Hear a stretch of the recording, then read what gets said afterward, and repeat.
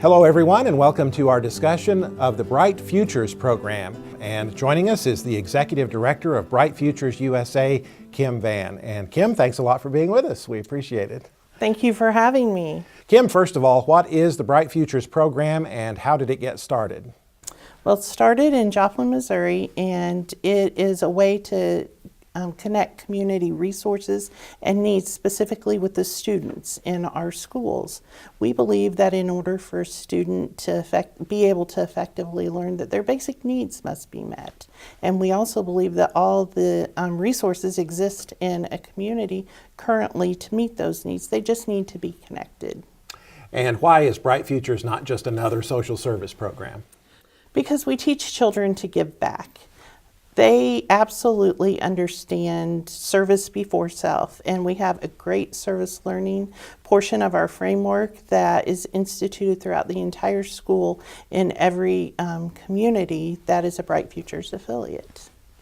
It's not simply about receiving, it's about teaching them to be the future leaders and employers and neighbors in our community. And if you have ever seen a child after they've had an opportunity to take part in something where they helped another individual, you absolutely, and once they get a taste of it, they want to do it in the future. And we really work on promoting service before self.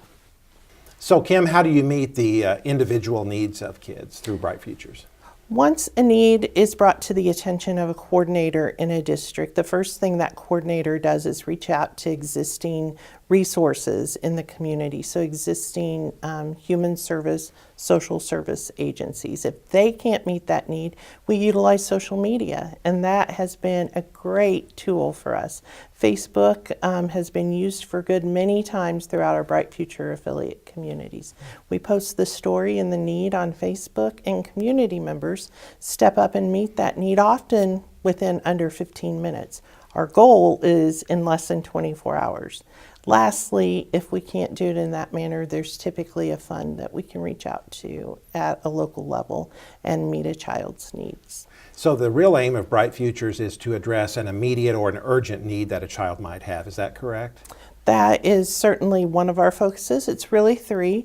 The first is to ensure that every child's basic needs are met within a 24-hour period, because how can they learn if they're hungry, for instance? The second one is to ensure that we continue to develop leadership capacity in the community, because typically the same 20% of the people do 80% of the work, and so we prepare for that next group of leaders that is needed. And then lastly, teaching children how to give back, the service learning portion of our model. And that's something that really excites me. And if you've ever seen a child be able to give to another, whether it be child or adult, and the satisfaction and excitement that you see in their eyes, you understand that it's a really important skill to teach them for the future. Mm-hmm. So Kim, just because an individual child's urgent need might be met, won't those needs resurface again? And how do you address that issue? Well, I can tell you in Joplin, I referred to it many times, what we did instantly to meet that basic need was similar to putting a Band-Aid on a scrape. And so we stopped, what was going on at that particular moment, met that need, but then we hooked the family up with a human service agency that could help them long term, and we helped get to the root of the problem, because we don't want it to be a continual resurfacing over and over again. Mm-hmm. Could you give me some specific examples of how Bright Futures has helped children? Oh, absolutely. The first thing many people think of are shoes. So many children come to school with shoes that might be duct taped, which might be surprising to the general public. But we've got a great picture that the visual aid, it just says 1,000 things as you look at it. I spoke with a teacher once, and she said that it was very hard because sometimes teachers feel as if the only thing they can do to help those children, because there's so many that have basic needs, when they help the worst of the worst, she said it's just heartbreaking to know the best I can do is offer them new duct tape for their shoes. So One thing that people know about is we get shoes and coats to kids. But I've got a story that's sort of full circle if you have just a moment. Sure. We had a family of 3 children that attended a local elementary school in Joplin. And the kids had done well, decent grades, no referrals.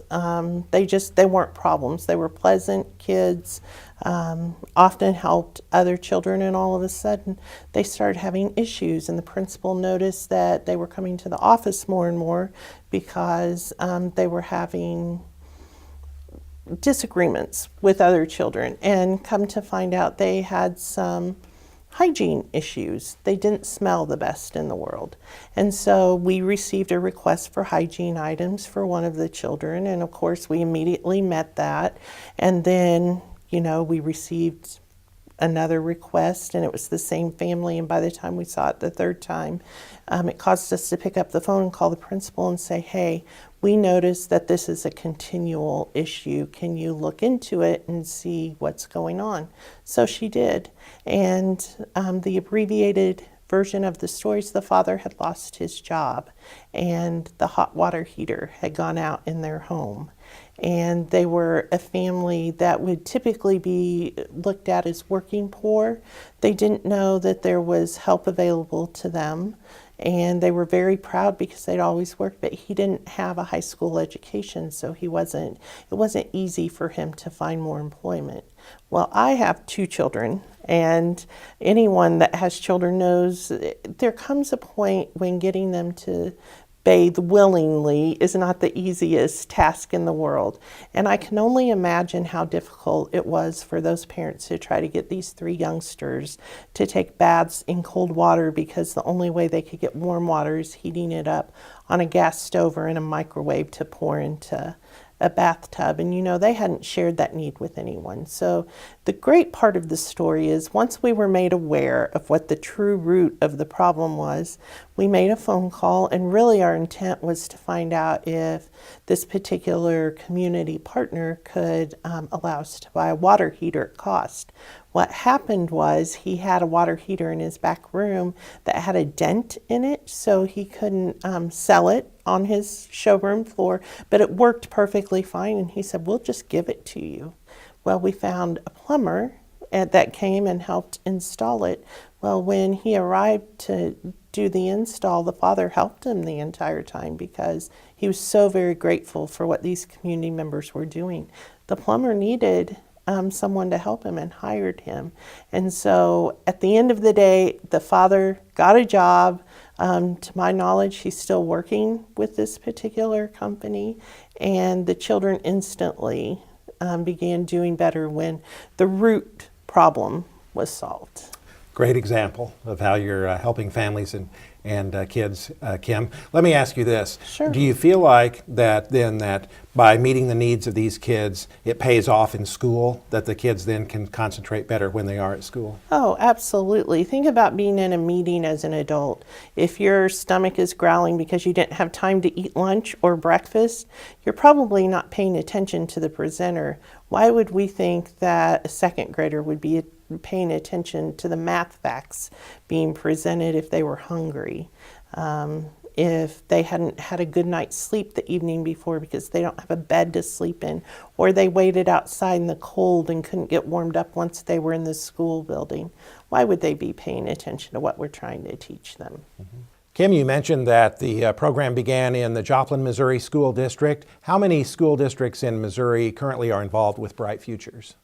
About 24 districts in the state of Missouri. We have 34 total in 7 different states. Our most expansive region is Missouri, obviously. Kansas City area, St. Louis area, now in Columbia. We're excited. Columbia just affiliated in the southwest corner of the state, and then we have an affiliate in the southeast corner of the state. So a district that's interested in getting involved with Bright Futures, Kim, what should they do? Go to our website, and you will find my email address on there, and send me an email. My phone number's on there. Send or call me. We are happy to send you information. Kim Van, thanks a lot for talking with us about Bright Futures. We appreciate it. Thank you.